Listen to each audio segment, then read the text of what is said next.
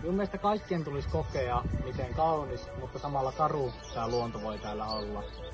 Laittoman villieläinkaupan vuosittaiseksi arvoksi on arvioitu jopa 23 miljardia euroa, ja esimerkiksi Etelä-Afrikassa sarvikoinen ja salaa metsästetään 1 joka päivä.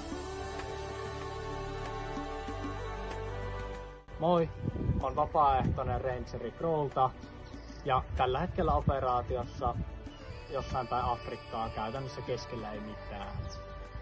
CROW, eli Conservation Ranger Operations Worldwide, on maailmanlaajuinen luonnonsuojelujärjestö, joka keskittyy salametsästyksen vastaiseen toimintaan.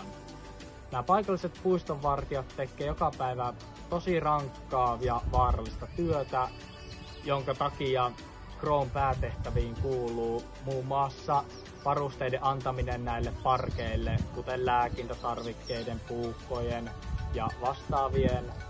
Tai sitten toinen menemällä itse näihin eri maihin kouluttamaan näitä paikallisia puistonvartijoita omalla ammattitaidollaan. Ja sitten kolmas lähettämällä omia rangereita, kuten esim. Minut, tänne tehtäviin operaatioihin auttamaan näitä paikallisia puistonvartijoita kaikissa päivittäisissä hommissa. Jos sä haluat itse CROW Rangeriksi, sun pitää käydä 2-osainen kurssi, jossa opetellaan kaikki rangerina olemisen perusteet, kuten esim. Jäljittämistä, eläinten käyttäytymistä, aseen käsittelyä, erilaisia tauteja ja kaikkea muuta vastaavaa.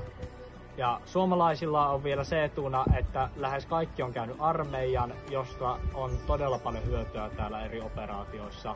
Ja sitten taas mitä täällä operaatioissa oppii, niin ei varmasti ole pahitteeksi kellekään reserviläiselle. Eli jos haluatte oikeasti auttaa tässä taistelussa salametsästystä vastaan, niin käykää katsomassa CROWn nettisivuilta ja tutustumassa tähän aiheeseen. Ja mikäli kiinnostutte, niin liittykää mukaan.